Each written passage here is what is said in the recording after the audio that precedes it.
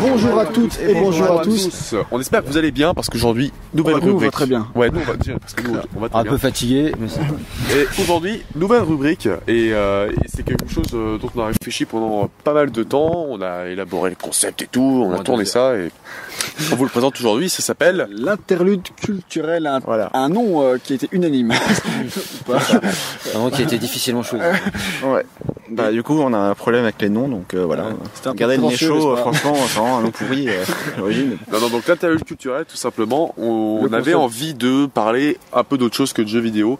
Sans faire de critiques parce que voilà on n'est pas, enfin, si on connaît bien le milieu du vidéo, on est moins à l'aise dans les critiques de films, voilà on connaît moins cette culture. On est moins à l'aise, c'est qu'on n'a pas le. Non même si on a une culture tu vois qui est différente selon les membres de l'équipe, disons que on a. C'est pas notre domaine de prédilection. C'est pas le domaine de prédilection et puis on voulait faire ça dans un domaine, dans une émission qui est un peu à part et donc voilà ça s'est fait dans cette rubrique là. Voilà. Qu'est-ce que c'est, de quoi on va parler? Alors de quoi on va parler? On va aborder différentes catégories en fait, donc les films, les séries, les BD, les romans et aussi la musique évidemment, sans aborder justement les jeux vidéo puisque évidemment on va pas les jeux vidéo on a déjà les tests donc voilà, c'est d'autres émissions donc ça suffit. Oui, ça sert à rien de faire des redites et en fait on va essayer de faire des émissions des émissions assez concises. En fait on va aborder une œuvre dans chaque catégorie.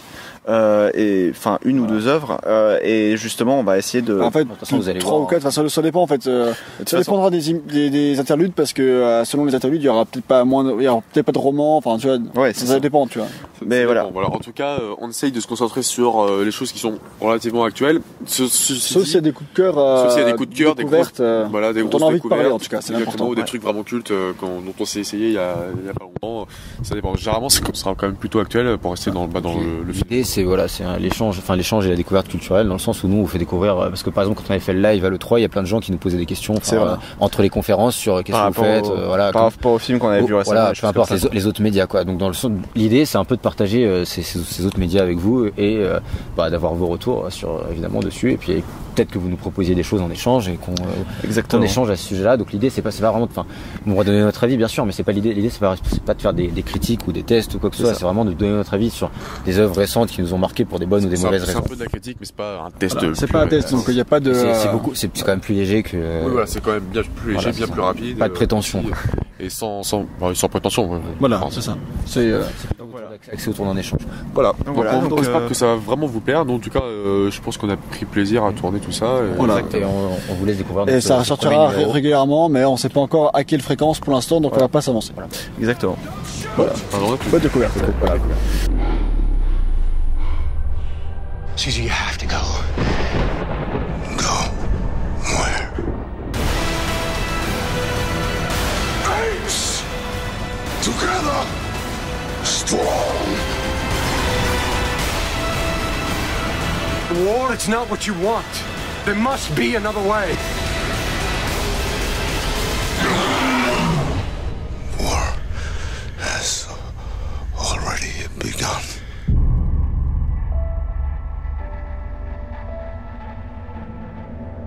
Donc la planète des singes, l'affrontement qui est sorti appelé en anglais Down of the Planet. Alors voilà, ce qui veut dire l'aube de la planète des singes. Non, ce qui est vraiment c'est dommage qu'il l'ait mal traduit du coup, mais enfin. Surtout que ça spoil un peu le film dans la mesure où on sait qu'il peut y avoir un affrontement. Alors d'autant plus qu'une des grandes forces majeures de ce film souvent c'est que l'affrontement il se fait désirer. On sait que de toute façon si on connaît un peu la planète des singes, on sait qu'il y a vraiment les hommes et singes vont se taper sur la gueule.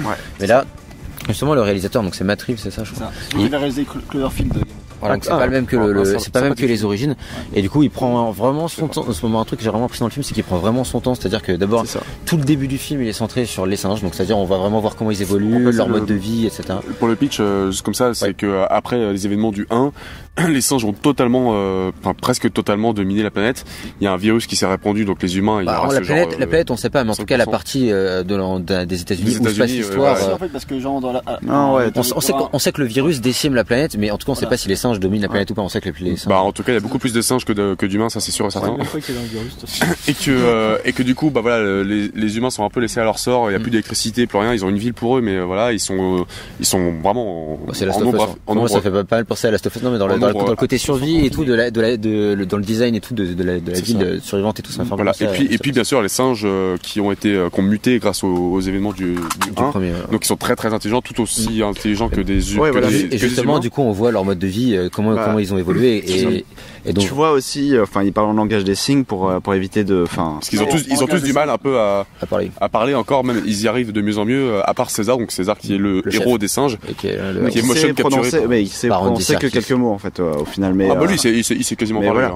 Mais au final, ce qui est vachement bien, c'est que les singes qui parlent qui parlent en langage des signes, ce qui est vachement bien, c'est qu'il y a des sous-titres par rapport à ça, et donc du coup tu comprends un petit peu plus. C'est mieux. Voilà, parce que sinon, il y a quand même une bonne partie du film qui se passe uniquement centré autour des singes, et vraiment toute la première partie présente un peu les singes, toute la deuxième présente un peu les humains, leur mode de fonctionnement et tout, et après on vient aux différentes rencontres et à ce qui se passe. Voilà, parce que ça va être vraiment, ça va être vraiment axé autour des rencontres, et ça qui est vachement bien, c'est que ça va être une espèce de négociation en fait en permanence, où où les deux peuples vont essayer de prendre confiance. En gros, basiquement, les humains veulent rétablir l'électricité avec un barrage qui est dans le camp des singes, donc voilà, forcément. Et en fait, on se rend compte que finalement, tout le monde veut vivre en paix, et que finalement, ça touche un peu à tout ce qui est absurdité de la guerre, etc. En restant assez simple, mais ça reste quand même vachement plus intelligent que la plupart des blockbusters, clairement. Il y a une vraie morale, hein. En gros, tu t'aperçois que les singes ont presque tendance à se comporter comme les humains dès qu'ils en ont le pouvoir. Les humains ont tendance à se comporter comme les singes. Voilà. C'est un peu la morale aussi de Planète des singes, le premier film et le livre. Ouais. Et puis, ça s'axe dans la série, quoi. C'est clairement. C'est ça. Et puis c'est vrai. Oui, donc ça se passe bien avant le tout premier La Planète des singes, qui date de quand, 69, 59. Un truc comme ça, qui est absolument fantastique d'ailleurs. Ouais. Bref, en tout cas, et donc avant on avait James Franco dans les origines, et là maintenant il est remplacé le personnage humain principal, quoi. Voilà.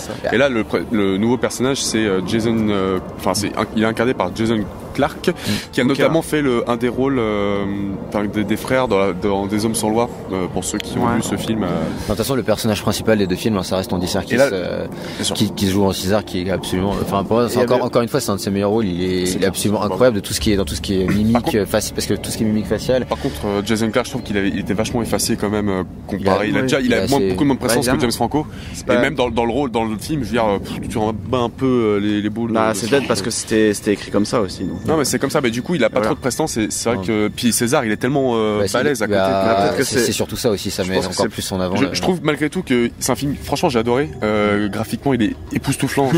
Les effets spéciaux sont incroyables. Celui d'avant était vraiment top. C'était un peu là où le premier m'avait déçu, c'est que mais les inserts de dessins j'étais pas toujours très difficiles. C'est vrai, parce que tu sais Laurent Houtan là avec le visage aplati, celui-là était vachement bien intégré, parce qu'en fait il y avait pas trop d'expression faciale, et donc les autres, c'est un petit peu tâche par rapport à ça. Notamment dans les combats finaux du premier. Je suis assez d'accord. Le premier, quand j'avais été le voir au cinéma, moi je n'entendais rien du tout. Ça avait été une grosse claque. J'avais vraiment adoré. C'est une grosse surprise surtout, tu vois. Et du coup, je l'ai revu avant de voir là. Et effectivement, je suis d'accord que sur la fin et tout, maintenant les effets spéciaux sont vraiment vieillis. Par contre, là, ceux-là, non mais ça, tu le vois, quoi. Tu vois. Alors que là, par contre, du coup, c'est vraiment. Ils ont fait des progrès encore. Vraiment incroyable. Les FX, ils sont déjà rien que sur le 1, déjà, je me souviens, j'avais vu quelques making of. Ils s'amusaient vraiment à reconstruire le singe en 3D, donc avec les muscles, les os, etc. C'était vraiment ouf. J'avais juste un acteur que je voulais signaler, c'était Kirk Acevedo, qui faisait un petit peu le mec un petit peu taré, qui shoot super, qui a la gâchette facile. En fait. C'est un peu il était un petit peu il était dans Fringe en fait, et ça m'a fait plaisir de le voir, donc voilà. On peut parler de Gary Oldman, c'est le commissaire Gordon post-apo, quoi. Voilà, en gros c'est un peu le chef de la faction des humains, qui lui au contraire se méfie vachement des singes, ce qu'on peut comprendre. En fait, le truc c'est que la plupart des personnages humains sont un petit peu caricaturaux, mais en fait on s'en fout, parce que même dans les singes d'ailleurs. Ouais, même dans les singes aussi, mais en fait en plus ça sert un peu le propos, quoi. C'est un peu le propos de toute façon qu'il soit un tout petit peu, tu vois, c'est pas trop poussé, quoi. Malgré tout, j'avais quand même vraiment je trouvais que c'était un excellent film, mais celui d'avant m'avait plus marqué. T'avais des passages qui étaient hyper forts, en fait, hyper puissants. Celui d'avant m'a plus marqué, c'était plus une surprise, mais j'ai vraiment adoré en allant le voir. Il était puissant. Je me souviens après, il m'avait vraiment marqué, et je pensais, il y a des passages dans le 1. Le premier, c'est un blockbuster très intelligent, qui prend son temps, et qui. Le deuxième, c'est dans la même veine. Si vous avez pas accroché au premier, vous accrocherez pas au deuxième. Par contre, si vous avez vraiment bien aimé justement le fait qu'il prenne son temps, qu'il soit un blockbuster posé, plutôt carrément plus intelligent que la moyenne, le deuxième il est dans la même veine. Plus intelligent, ça dépend des passages, parce que la moyenne, c'est largement plus intelligent que la moyenne des blockbusters. Le 1, il y avait des moments que j'ai pas retrouvé dans le 2. Tu vois, genre la première parole de César, c'était incroyable quoi, tu vois. En même temps, c'est normal. T'es là, tout le monde était sur le cul et j'avais des frissons et tout. C'est normal, mais il est moins émotionnel, mais il s'axe sur quelque chose de différent quoi. Oui, il est vraiment différent tout en étant dans la continuité. Heureusement, parce que si ça resservait la même formule à chaque épisode, ce serait dommage. Ouais, bon, bref, en tout cas, très bon film. Il y aura un troisième opus qui est prévu, 2017. On attend. On attend, donc 2016, moi je l'attends. Je crois 2017, pas sûr. En tout cas, c'est un diptyque pour l'instant qu'on vous conseille quand même. Si vous êtes, en tant que blockbuster évidemment. C'est ça, exactement. Donc intéressez-vous aussi au tout premier qui date des années 60, il est très bien. Moi, c'est vraiment un de mes films préférés. Avec ne regardez pas la jaquette de la réédition parce que c'est horrible. D'ailleurs, faut que je te le pique.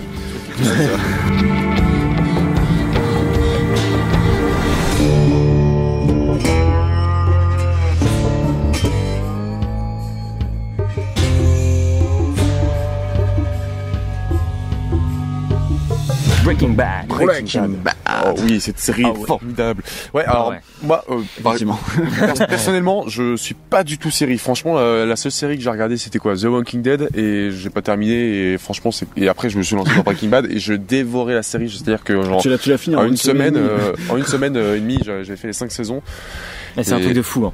C'est vraiment un truc de fou. C'est vraiment une série. C'est pas hyper récent. C'est-à-dire que la série s'est terminée il y a un an. Elle a été créée en 2008 par Vince Gilligan. Donc c'est pas ultra récent, mais je pense que c'est une série qui est tellement passionnante et vraiment connue quand même. Et puissante qu'il faut en parler quand même. Beaucoup de gens la connaissent. Maintenant, on va parler un petit peu du pitch de départ quand même. Alors en fait, c'est l'histoire de Walter White qui est un prof de chimie, qui est aussi un prix Nobel, mais qui a un peu une vie de merde dans le sens où il a pas un grand salaire, il a un fils d'une vingtaine d'années qui est, 16 ans, qui est handicapé et qui peut passer la gérer. Et là, pour aider. Il a une mère qui est enceinte en plus, une femme qui est enceinte, je veux dire. Ouais, on l'apprend pas tout de suite, mais au début en tout cas. Voilà, non, mais et en plus, il a un cancer. Et en plus, on apprend très vite qu'il a un cancer. Voilà. Un cancer des poumons et qu'il est en phase cerveau, non ? Non, des poumons. Bien sûr, il crache son sang tout le temps. Des poumons et qu'il est en phase terminale et qu'en gros, il lui reste genre 1 ou 2 ans à vivre et qui est pas opérable. C'est ce que lui disent les médecins. Et le problème, c'est aussi qu'il n'y a pas de sécurité sociale aux États-unis. Donc c'est un peu la merde. Il faut qu'il paye son truc. Il a pas le pognon pour. Donc qu'est-ce qu'il fait ? Il découvre qu'un de ses élèves, lui, est en train de dealer de la meth. Et que surtout son beau-frère fait partie des stupes et qu'il participe très régulièrement à des saisies de drogue pour tout ce qui est laboratoire de méthamphétamine. Donc une drogue de synthèse. Voilà ce qu'on appelle la méthamphétamine. Oui. Et voilà, c'est du cristal qui est complètement ultra chimique, qui te défonce le crâne, qui te fait planer, qui peut se fumer, qui peut se vendu très cher. Le but c'est pas de faire un cours de drogue. Non, mais c'est ça, c'est cette drogue-là.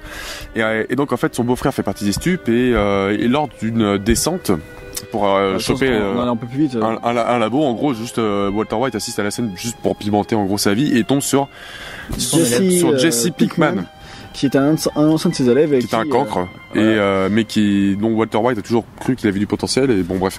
Voilà, et il décide de faire équipe avec lui pour lancer une entreprise de méthamphétamine, en gros. C'est ça. Et du coup, Walter White, qu'est-ce qu'il fait ? Il est tellement bon en chimie qu'il arrive à faire la meth la plus pure qui ait jamais été à 99%.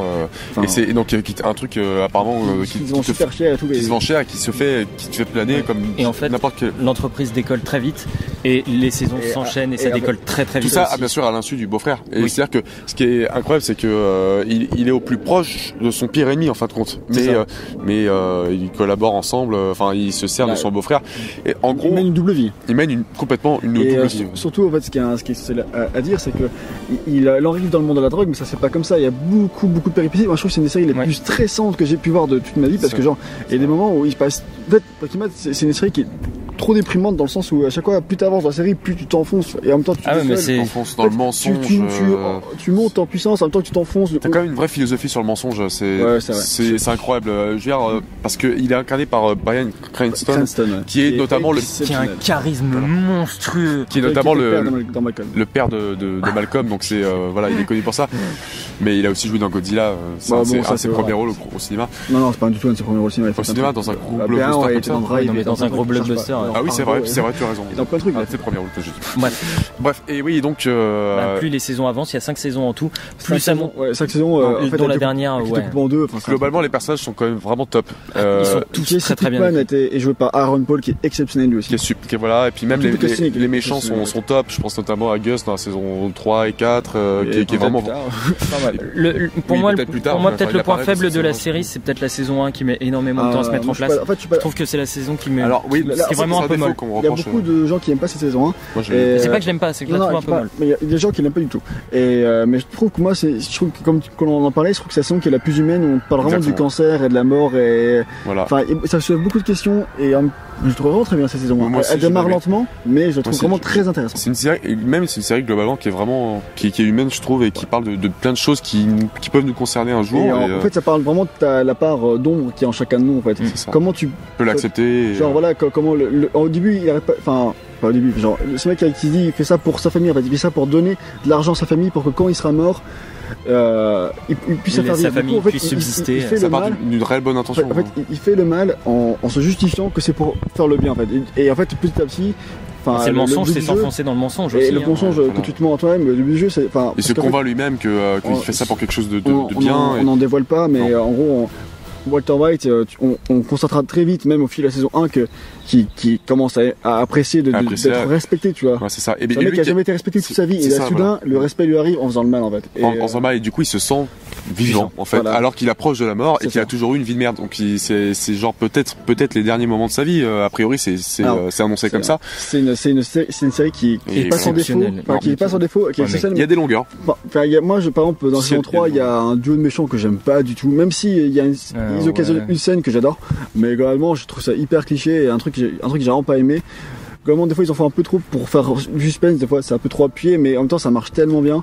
Mais et même, par contre, au niveau de la réalisation, c'est un truc assez formidable parce que t'as des scènes qui sont hyper métaphoriques, des trucs très bêtes, tu vois, mais du style t'as des clichés où les personnages vont regarder en direction de certains objets et quand tu creuses un peu, chaque objet est placé à une place bien particulière parce que en gros ça fait référence à un truc. Par exemple, il y a une scène où genre Walter White regardait des serviettes vertes qui symbolisent l'argent et c'est entre lui et sa femme, tu vois, et qui elle regarde un autre. Enfin, il y a des idées mises en scène, quoi. Ouais, non, mais t'as des idées de mise en scène qui sont top et tu fais pas attention, mais quand tu regardes certaines analyses, tu te dis c'est vraiment bien trouvé. Et t'as parfois des révélations qui sont tournées de manière franchement tellement bien. En fait, ce qui est énorme, c'est la gestion des musiques et tout, les silences. Pic d'intensité, mais alors là, c'est monstrueux. C'est monstrueux. La saison 5, elle est exceptionnelle. Non, mais la saison 5, c'est un pic, mais tout le long, quoi. En fait, ça commence doucement et. Non, mais ça, avec des gens des personnages qui sont vraiment charismatiques. La fin de la série, philosophie. Et la fin de la série est très bonne. Pas forcément parfaite, mais je la trouve très réussie. Voilà. C'est ce qu'il faut retenir en tout cas. En tout cas, pour dire en ensemble, si tu veux, il y a quelques défauts effectivement, mais dans un ensemble, c'est une série qui est exceptionnelle. En termes d'intensité, c'est une des meilleures séries que j'ai jamais vues. En termes aussi de réflexion, parce que tu peux creuser, tu peux vraiment réfléchir. C'est vraiment c'est une l'étranger qui disait qu'en fait dans Breaking Bad c'est pas comme c'est un peu l'antithèse de Game of Thrones où Game of Thrones en fait plus t'avances plus tu sais pas comment ça va se passer, mais dans Breaking Bad tout est amorcé dès le début en fait et en fait ça se déplie et de manière logique et c'est tellement bien fait que ça marche, quoi. C'est vraiment ça. Moi c'est une des meilleures expériences cinématographiques. Du coup c'est une série mais ça reste du cinéma quand même que j'ai pu c'est mon top 3 série personnellement. C'est mon 3e aussi je crois. Bah moi c'est quand même bien. Moi c'est mon numéro 1 dans toutes les séries que j'ai regardées. 4e ou 5e. Enfin bref, c'est voilà, c'est pour dire, si vous connaissez pas Breaking Bad, il serait vraiment tort de pas le regarder. Voilà, il y a 5 saisons. La VF est très bonne, mais regardez quand même en VO parce que la VO pour le charisme. La VF est bien. Non mais la VF est bien, mais en gros, moi j'ai surtout retenu un peu que la voix de Walter White qui est vraiment cool. Après le reste est un peu. Mais bon, enfin bref, super série, on vous la conseille, regardez. C'est terminé, donc jetez-vous dessus.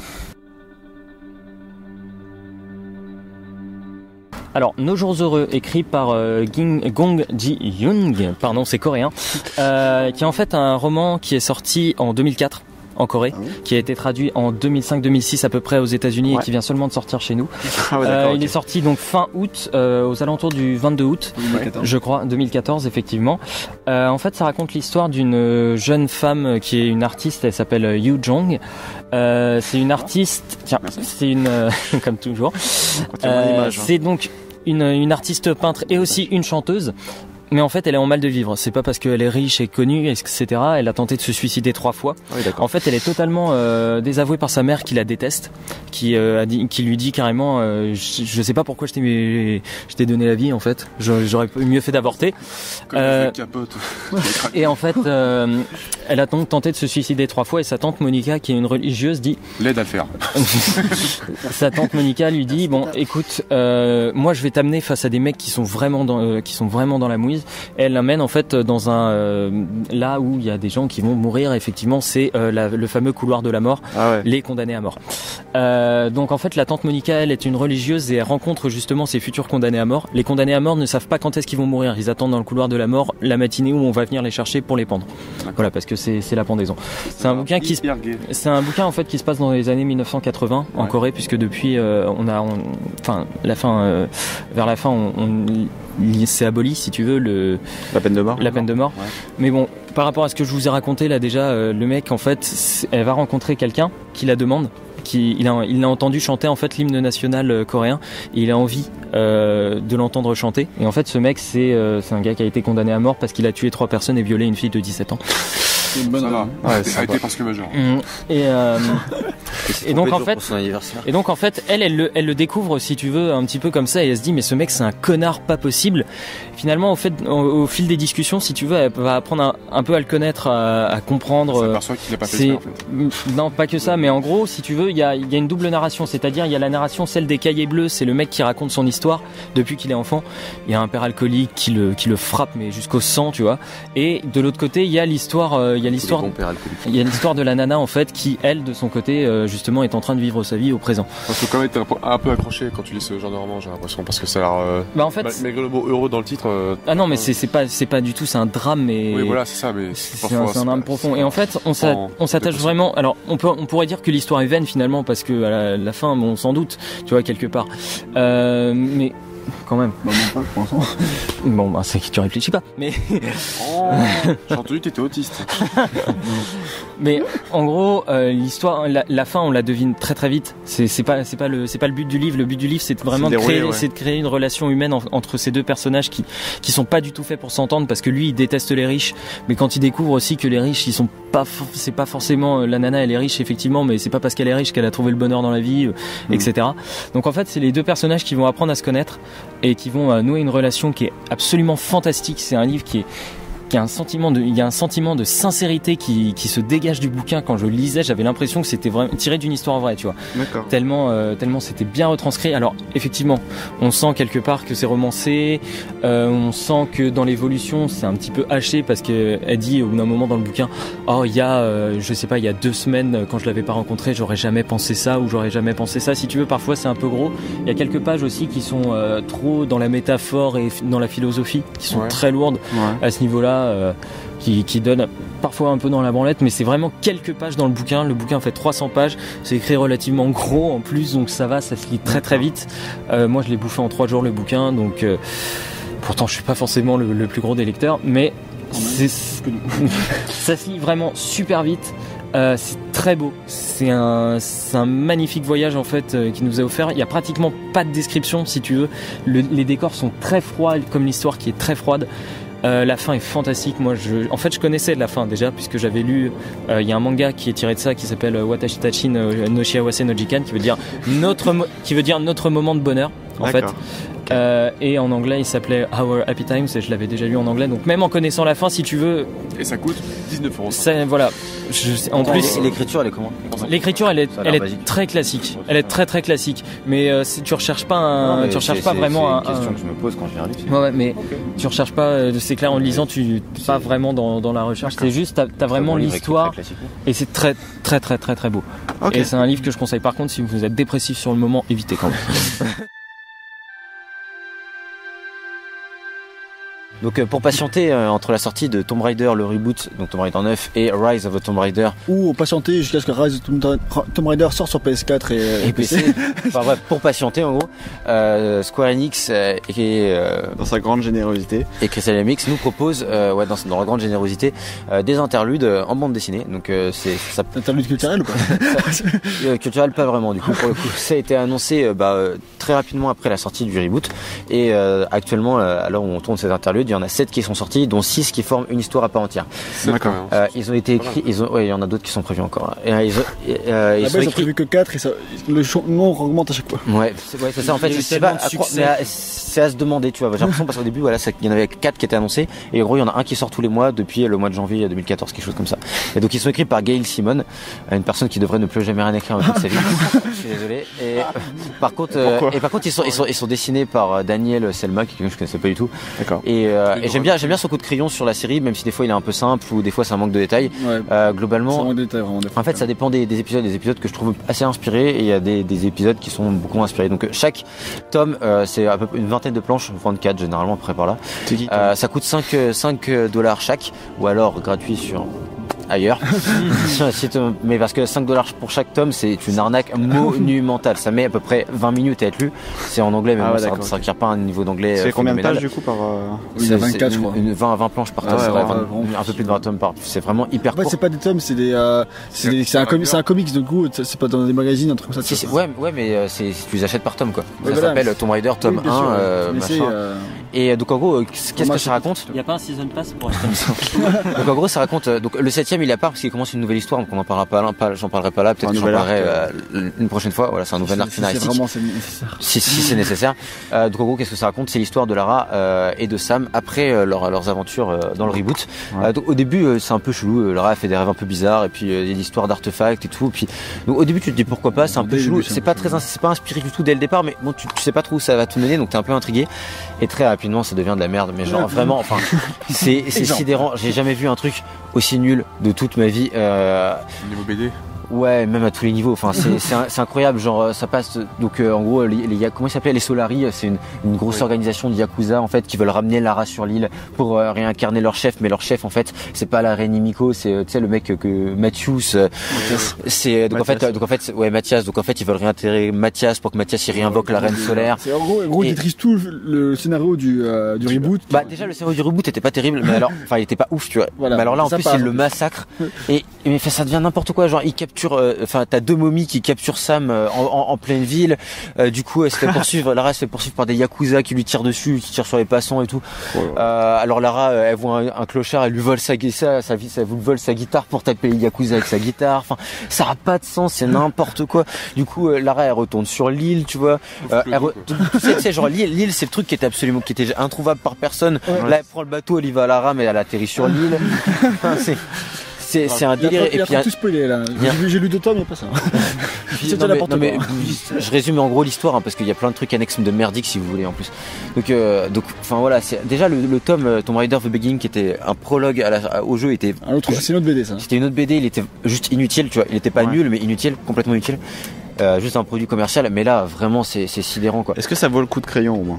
Bah, le coup de crayon, tu vois, il est sympa. Moi, je l'ai lu parce que je suis fan de la franchise, j'ai envie de savoir, tu vois. Et à la base, c'était censé faire le pont scénaristique, tu vois.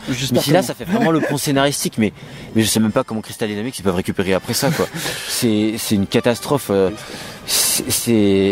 Mais je sais pas comment on peut écrire ça, honnêtement. Franchement, au niveau écriture. Avec la guitare, le prochain Tomb Raider, ça va être un rock band. Non, mais tu sais, en plus, niveau scénario, c'est nul, mais en plus, niveau écriture, mais c'est digne d'un gamin de 5 ans, quoi. N'importe qui peut écrire un truc mieux que ça. C'est tellement cliché, quoi. Ouais, le gars, il a eu les débuts, il s'en est rendu compte, c'est vraiment. C'est horrible. J'ai lu 2 tomes, j'ai pas envie de lire la suite. C'est incroyable. Et du coup, à partir du 7ème épisode, c'est une nouvelle histoire, donc qui se passe visiblement une sorte de parc d'attractions maudit, en Europe de l'Est. Enfin, pourquoi pas. C'est un peu différent, t'as Rihanna Pratchett qui arrive au scénario. Pour l'instant, c'est pas mieux au niveau scénario. Enfin, il y a qu'un tome qui est sorti. C'est quand même mieux.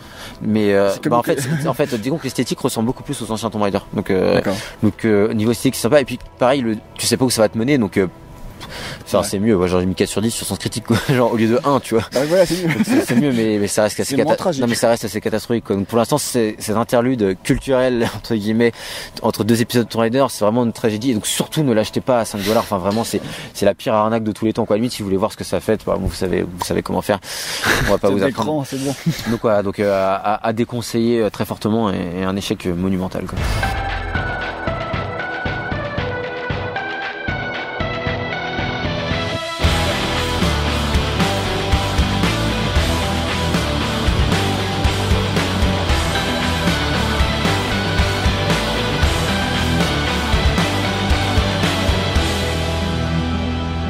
Alors, The Hunting Party, qui est un album que j'avais attendu quand même. Linkin Park. Voilà, de Linkin Park, justement. Que j'avais attendu en fait pendant 2 ans. Bah toi t'es un énorme fan de Linkin Park, donc. Bah oui, enfin c'est quelque chose, c'est un groupe auquel j'ai vraiment accroché parce qu'ils essaient vraiment récemment. Après leurs 2 premiers albums, ils ont essayé de renouveler un petit peu leur style et essayer de. On a vu que A Thousand Suns justement avait un peu divisé à ce niveau-là. A Thousand Suns, c'est mon album préféré. Voilà, Minute to Midnight, c'est autre chose. Mais A Thousand Suns, c'est vraiment mon album préféré du groupe parce que il est vraiment très recherché au niveau. Et ton album préféré ever, en fait. Ouais, d'ailleurs. Je n'ai pas l'avis de tout le monde, mais moi je suis plutôt ton avis par rapport à cet album. Donc voilà, il y a vraiment une analyse à faire par rapport à ça.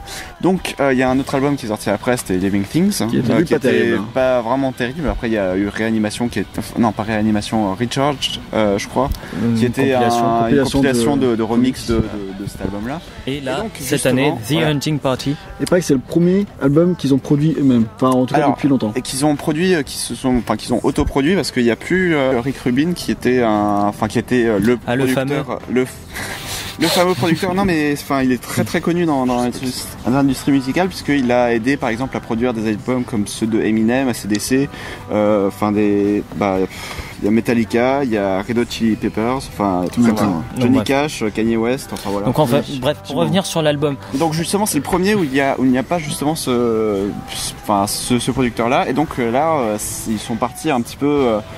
Sur leurs racines en fait je trouve qu'ils sont revenus un peu plus aux sources en fait. Voilà, donc en fait parce que ça se voit vraiment comme une préquelle en fait, une pseudo préquelle en fait des 2 premiers albums, c'est-à-dire que ça annonce en fait les 2 premiers albums et ça revient un petit peu vers ce style-là, ce style un petit peu vraiment très rock et très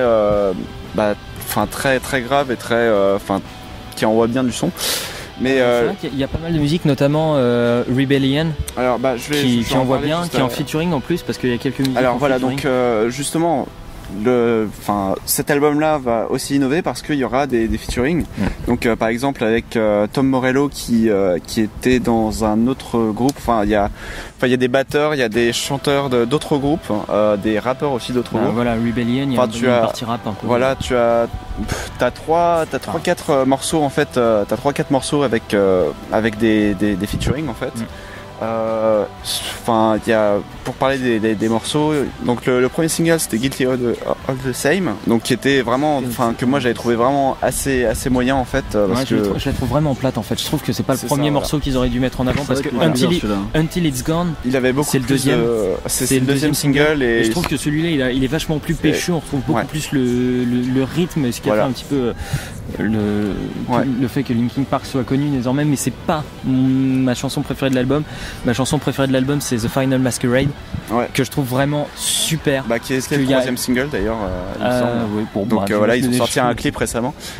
Et donc justement, par rapport au déroulé de l'album, ça va vraiment essayer. En fait, ça va reprendre un petit peu la structure de, pas A Thousand Suns, mais c'est-à-dire que tu vas avoir des tracks qui vont être plus calmes. Non, ça va découler les unes sur les autres, donc du coup ça fait un ensemble cohérent en fait comme A Thousand Suns. C'est pour ça que je l'ai vraiment adoré. Et donc du coup, Living Things faisait ça un petit peu de la même manière. Et donc là, du coup, ça va revenir vraiment dans un style vraiment très rock, moins électronique en fait que les albums précédents. Et au final, qu'est-ce que ça donne ? En fait, ils ont essayé de rechercher le genre qui commençait un petit peu à s'éteindre, c'est-à-dire le rock un petit peu punk, un petit peu. Il y a de bons riffs et on sent que la batterie se fait moins chier qu'auparavant, tu vois. C'est ça. Et il y a même, cet album n'a pas été vraiment écrit à 100% dès le début, c'est-à-dire qu'ils ont un petit peu improvisé pour certains morceaux et ça se ressent vraiment parce que c'est vraiment, t'as vraiment l'impression d'avoir du son un peu pur, quoi, en fait. Je trouve qu'il y a certains morceaux qui sont quand même vachement en dessous d'autres. C'est sûr. C'est un petit peu le souci de Final Masquerade et Rebellion, vraiment ils sortent du lot, je trouve. C'est vrai. Et le reste, par rapport à ça, si tu veux, ces 2 morceaux-là sont tellement bons que quand tu réécoutes l'album, t'attends plus ces 2 morceaux que t'écoutes ce qu'il y a avant. Bon, après ça reste un album qui est assez cohérent, qui est assez bon, même long. Si long, il dure entre 40 et 50 minutes. 50 minutes, je crois. Enfin, un truc comme ça. Et t'as 12 pistes et t'as un morceau qui est instrumental, donc avec Tom Morello, qui est magnifique. Franchement, c'était vraiment un morceau uniquement instrumental. Et Tom Morello, je crois qu'il était dans. Qui est absolument nul, j'ai rien compris à ce morceau-là. Il y en a un truc qui dure 40 secondes dans l'album. C'est exactement comme dans A Thousand Suns, c'est un interlude, voilà. Donc, le problème, c'est que je l'ai pas trouvé beau, je l'ai pas trouvé logique, et je l'ai pas aimé du tout. Non, c'est normal, c'est censé faire une transition en fait. Tu peux faire de bonnes transitions. Si tu écoutes A Thousand Suns, je suis sûr que tu retrouveras les mêmes choses. Mais voilà, donc c'est vraiment à écouter en album entier et pas morceau par morceau. J'ai morceau par morceau sur mon portable. Mais en fait, c'est bien quand les albums sont des entités et une structure, voilà, et pas juste une section de pistes qui n'ont rien à voir entre elles. Moi je déteste les albums où c'est juste une compilation de hits qui a ni queue ni tête, quoi, en fait, mais bon. Et donc du coup cet album, je l'ai vraiment bien aimé. C'est pas mon album préféré, mais franchement ils ont fait une bonne qualité d'album en règle générale. Disons qu'il y a certains, voilà. Je suis assez vite lassé quand même. Je vais pas mentir, parce qu'au début j'étais ah ouais, il est super bien. Puis je l'ai réécouté 2-3 fois et j'étais disons que c'est ça le souci. C'est pour ça que j'adore A Thousand Suns, mais bon, parce que je l'ai écouté genre plusieurs dizaines de fois. C'était vraiment un truc de malade. Mais en gros, cet album il est vraiment bien musicalement. Après, c'est un petit peu dommage qu'il y ait des choses qui soient un peu plus classiques au niveau du rap. Il y a certaines, il y a des rimes qui se répètent vraiment trop souvent. Le rap est trop simple en fait. Voilà, c'est ça. C'est là que tu vois qu'il y a des limites à l'improvisation. Donc du coup, c'est un petit peu dommage par rapport à ça. Donc j'attends vraiment leur prochain album. En tout cas, après Living Things, c'est pas bien, parce que Living Things, moi j'ai trouvé d'un classicisme pour Linkin Park. C'était même tellement trop électronique par rapport à ce qu'ils offraient auparavant. Et donc du coup, classique. Je trouve que alors qu'il il y avait une création musicale, je trouvais que Living Things c'était Linkin Park qui fait du Linkin Park sans se fouler. C'est ça. Et mais en tout cas, cet album, on vous le recommande plus que le dernier de Coldplay. Non, je l'ai bien aimé aussi. On en parlera peut-être plus tard. Donc voilà, donc merci d'avoir suivi cette émission jusqu'au bout. On espère que ça vous a plu. Voilà. Et si jamais pour des tests. Exactement. Si jamais vous avez des œuvres culturelles à nous faire partager et que vous pouvez nous recommander, il n'y a pas de souci, les commentaires sont là pour ça. Et on se retrouve pour une prochaine fois pour une autre émission. Pour notre interlude. Voilà. Mais plus tard, on sait pas quand. Ouais. Salut.